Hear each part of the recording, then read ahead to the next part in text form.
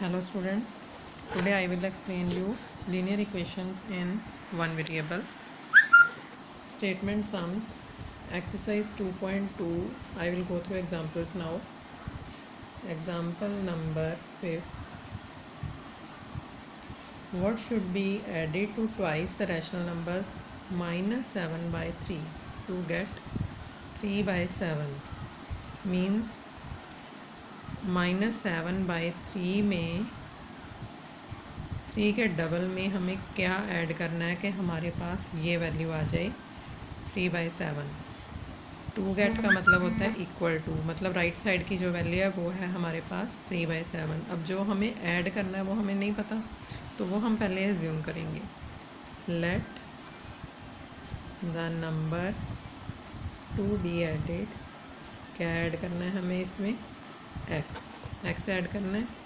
तो according to question क्या adjust होएगा, स्टेटमेंट जो बनाएंगे माइनस 7 बाई 3 का ट्वाइस मतलब 2 टाइम्स मतलब 2 के साथ मल्टीप्लाई करना है। 3 टाइम्स हो तो 3 के साथ मल्टीप्लाई करेंगे, थ्राइस हो तो उसको 3 टाइम्स बोला जाता है। ये ट्वाइस था तो 2 के साथ मल्टीप्लाई किया है। इसमें हमें क्या ऐड करना है, X. 2 get means equal to किसके है, 3 बाई 7। अब हम ये टर्म मल्टीप्लाई कर लेंगे पहले। 2 into 7 is equal to minus 14 by 3 plus X is equal to 3 by 7। तो अब x की वैल्यू क्या हो जाएगी, 3 बाई 7। ये टर्म माइनस वाली उस तरफ गई तो हो जाएगा plus 14 by 3। x is equal to 3 7 का 21 एलसीएम आ गया। अब इस 21 को हमने फर्स्ट टर्म को सॉल्व करना है, 7 से डिवाइड किया तो 3 आ गया, 3 3 आर 9। साइन प्लस है, 21 डिवाइडेड बाई 3 7 हो गया, 7 इंटू 14 98। तो इसकी वैल्यू हो जाएगी 107 बाई 21। तो इसका आंसर क्या है, ट्वाइस ऑफ माइनस 3 बाई 7 में हमें क्या ऐड करना है, 107 बाई 21। अगर ये किसी टेबल पे कैंसिल हो सकता है तो कर दो, अदरवाइज़ यही आंसर है, क्योंकि 21 जो है या तो 7 पे जाएगा या 3 पे, बट 107 3 पे नहीं जाता और ना ही ये 7 पे जाता है, तो यही आंसर है इसका। Now example number 6 is the perimeter of rectangle is 13 and its width is 2:3 by 4 centimeter. Find its length. अब ट्रायंगल की ब्रेड्थ दी हुई, विड्थ का मतलब होता है ब्रेड्थ दी हुई है, पेरीमीटर दिया हुआ है और जो इसका लेंथ है वो हमें फाइंड करना है। अब जो पेरीमीटर का एरिया फॉर्मूला होता है रेक्टेंगल के, वो होता है डबल एल प्लस बी। अब इस फॉर्मूले के अकॉर्डिंग ब्रेड्थ तो हमें गिवन है और लेंथ फाइंड करनी है, तो लेंथ हम पहले एज्यूम करेंगे। जो चीज़ हमें फाइंड करनी वो एज्यूम करनी पड़ती है इसमें, मतलब एक्स मानना पड़ता है उसको। तो ये वैल्यू क्या आ जाएगी, late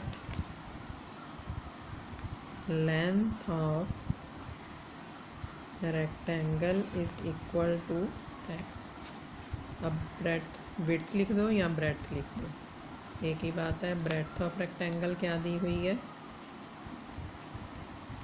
is equal to 2:3 by 4 centimetre. अब यूनिट जो है वो ज़रूर लिखनी है, साथ में मीटर या सेंटीमीटर जो भी होगा। अब पेरीमीटर कितना दिया हुआ है हमें, perimeter of rectangle is equal to दिया हुआ है 13 सेंटीमीटर। अब पेरीमीटर का फॉर्मूला लगा लेंगे यहाँ पे, double of L plus B is equal to 13। तो डबल ऑफ एल कितना है, एक्स मानना था, ब्रेड्थ कितनी है 2:3 बाई 4। अब ये मिक्स फ्रैक्शन में है तो इसको हम इम्प्रॉपर फ्रैक्शन में चेंज करेंगे। मीन्स 2 4 ज़ार 8 plus 3 11 by 4 is equal to 13। तो ये वैल्यू हो जाएगी, एक तो इस तरफ लेफ़्ट साइड में 2x plus 2 multiply by 11 by 4, मतलब 2 को एक बार x के साथ फिर 11 बाई 4 के साथ मल्टीप्लाई कर दिया, इज़ इक्वल टू क्या है 13। अब ये वैल्यू जो कांस्टेंट है इसको पहले मल्टीप्लाई कर लेंगे, फिर राइट साइड में लेके जाएंगे। 2x plus 22 by 4 is equal to 13। अब ये वैल्यू इस तरफ गई तो 2x लेफ्ट में ही रहेगा, 13 भी ऐसे ही लिखनी, दोनों टर्म जो चेंज करनी है वो बाद में लिखनी है। इसका साइन प्लस है, प्लस वाली टर्म दूसरी साइड जाएगी तो हो जाएगी माइनस, और ये कैंसिल करके क्या आया था अपने पास 11/2। अब इसकी वैल्यू क्या एडजस्ट हो जाएगी, 2x is equal to 2 LCM 2 multiply by 13 क्या हो जाएगा 26 माइनस 11, तो इसकी वैल्यू क्या हो जाएगी 2x इज़ इक्वल टू 15/2। अब ये 2 उस तरफ गया तो डिवाइड कर देंगे क्योंकि इधर मल्टीप्लिकेशन में है, तो x is equal to 15/2 into 1/2, that is x is equal to 15/4।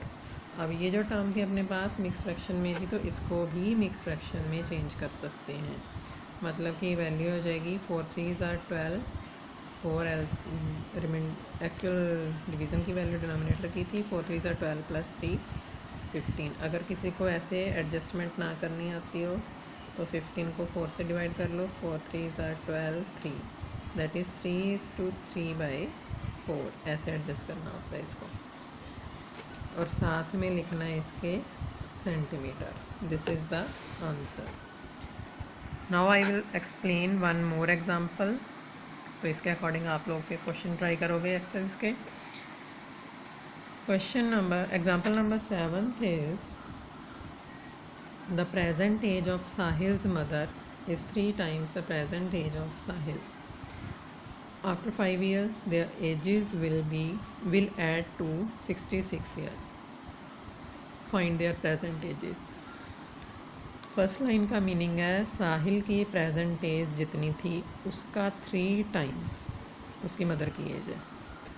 उसके बाद है 5 साल बाद साहिल की एज भी और जितनी मदर की एज भी होगी, उन दोनों को ऐड करके अपने पास टोटल एज हो गई दोनों की 66 ईयर्स। तो हमें प्रेजेंट एजेस फाइंड करनी है दोनों की। क्या एडजस्ट करेंगे, let present age of Sahil is equal to x years। Now what is present age of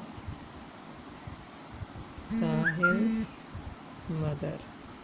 साहिल की मदर की प्रेजेंट एज क्या हो जाएगी 3 times मतलब 3x ईयर्स, 3 times मतलब मल्टीप्लाई करना। अब लो आफ्टर 5 ईयर्स की कंडीशन, 5 ईयर्स के बाद जितनी प्रेजेंट एज है साहिल की, 5 ईयर्स के बाद का मतलब होता है प्लस करना है। अगर मान लो आपकी इस समय एज 7 ईयर्स है तो आफ्टर 5 ईयर्स क्या होएगी 7 + 5 12 ईयर्स, तो मतलब आफ्टर का मतलब प्लस करना होता है। आफ्टर 5 ईयर्स हम क्या फाइंड करेंगे, पहले Sahil's age is equal to x + 5 years and Sahil's mother's age. Sahil की मदर की एज क्या हो जाएगी 3x + 5 ईयर्स। क्लियर। अब नेक्स्ट लाइन थी after 5 years their ages will add to 66 years, मतलब अब लो अकॉर्डिंग टू क्वेश्चन जो इक्वेशन बनानी है हमें, दोनों की 5 ईयर्स की आफ्टर 5 ईयर्स की एज का एडिशन, एक की x + 5 थी दूसरे की 3x + 5 थी, इन दोनों का टोटल कितना है 66। अब कांस्टेंट टर्म्स को अलग से ऐड करो, वेरिएबल्स को अलग से ऐड करो। This is 3x + 3x 4x + 5 + 5 10 is equal to 66। Now 10 on the right side, तो ये वैल्यू क्या हो जाएगी 4x is equal to 66 minus 10, that means 4x is equal to 56। और x की वैल्यू क्या हो जाएगी, this 4 on the right side will be 56/4, मतलब इसको इसके साथ कैंसिल करेंगे, 4 1 = 4 4 4 = 16, तो x की वैल्यू क्या आ गई 14। तो present age of Sahil is equal to 14 years and what is present age of Sahil's mother Sahil की मदर की प्रेजेंट एज कितनी थी 3x 3x मतलब 3 × 14 that is 42 years. According to it, you have to solve exercise questions near about up to 8 or 9. 8 या 9 तक कर लेने हैं सॉल्व. जो